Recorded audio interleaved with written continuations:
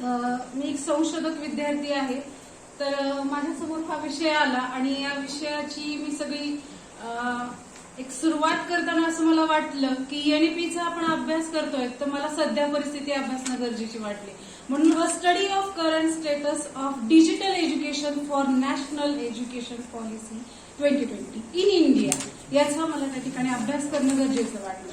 तर मग सुरुवातीला त्या ठिकाणी मला वेगवेगळे विषय समोर आले. आता इन जनरल मी प्राध्यापक असल्यामुळे मला बऱ्याचशा गोष्टींची कल्पना आहे की आपल्याकडे डिजिटल इन्फ्रास्ट्रक्चर नाहीये, त्या ठिकाणी डिजिटल लिटरसी नाहीये, म्हणजे बॅरियर्स मला माहीत होत नव्हते असा प्रश्न नव्हता. मला बॅरियर्स माहीत होते. मी ज्यावेळेस शोध त्या ठिकाणी त्याचा घेत गेले त्यावेळेस मला त्यामध्ये आणखी संख्या अशी जी काही म्हणजे लक्षात आली की बाबा विद्यार्थ्यांचं प्रमाण का कमी आहे, भाषेमध्ये नेमकं त्या ठिकाणी कसा फरक पडतोय, जर आपल्याकडेच नाहीये तर आपण समोरच्याला काय देऊ, असं त्याच्यामध्ये मला बऱ्याचशा गोष्टी दिसल्या की त्याच्यामध्ये प्रशिक्षण असेल, मध्ये प्रशिक्षण नेमकं कसं दिलं पाहिजे, काय दिलं पाहिजे.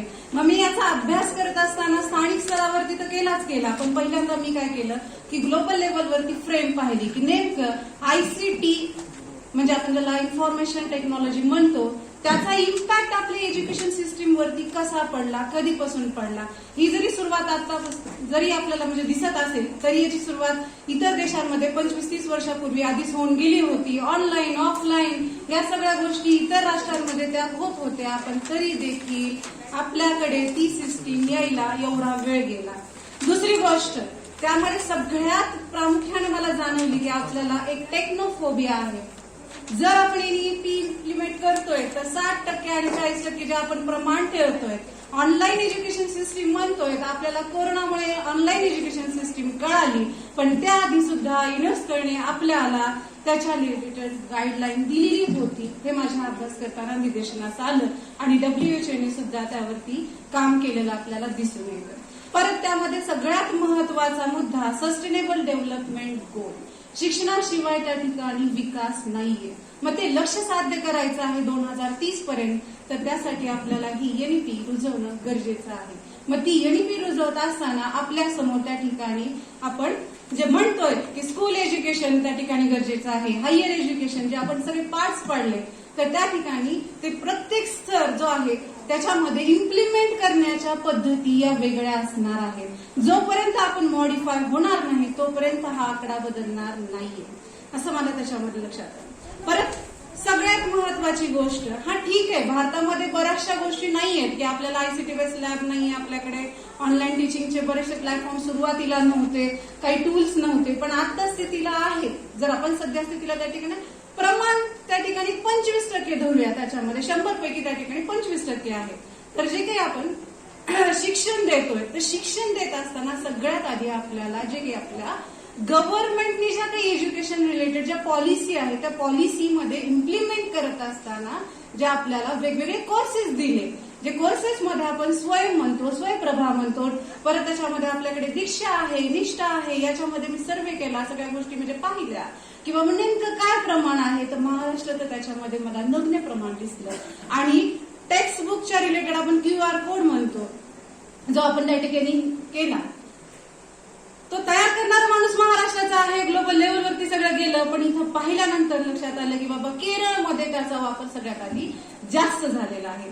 परत त्याच्यानंतर आपण लर्निंग सेशन ऑन दीक्षा म्हणजे काय आहे की आपण आधी शिकायलाच तयार नाहीये ऑनलाईन मध्ये आणि मग आपण शिकवणार कसं, हा मला प्रश्न त्याच्यामध्ये पडला. मग दीक्षामध्ये त्या ठिकाणी अभ्यास केल्यामध्ये त्रिपुरामध्ये प्रमाण जास्त आहे की ज्यांनी त्या ठिकाणी दीक्षा आणि निष्ठा हे त्या ठिकाणी त्याच्या पोर्टलचा वापर केलेला आहे. आता हे सगळे जे काही वेगवेगळ्या गोष्टी आहेत की बाबा मला हे सगळं लक्षात आलं की बाबा आपण करू शकत नाहीत असं नाहीये, करायला हवंय. आणि मला असं वाटतं की त्याच्यामध्ये प्रत्येकानं स्वतःला त्या ठिकाणी टेक्नोसेव्ही आधी करणं गरजेचं आहे. आणि टेक्नोसेव्ही होत असताना ते फक्त तुम्ही विषयाच्या रिलेटेड व्हावं असं मला नाही वाटत, कारण मला रिसर्च करताना बऱ्याचशा गोष्टी जाणवल्या. कारण मी आज रिसर्च मध्ये त्या ठिकाणी डिजिटल एज्युकेशन आणतीये आणि त्या ठिकाणी माझा रिसर्च सुद्धा डिजिटल आहे.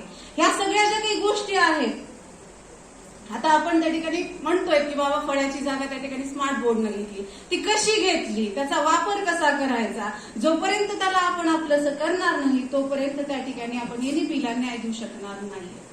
एनईपी समजेल आपल्याला असं नाहीये की त्याचं फ्रेमवर्क आपल्याला तेवढ्या लवकर नाही समजत. करत करत गेल्याशिवाय त्या गोष्टी समजणार नाहीत.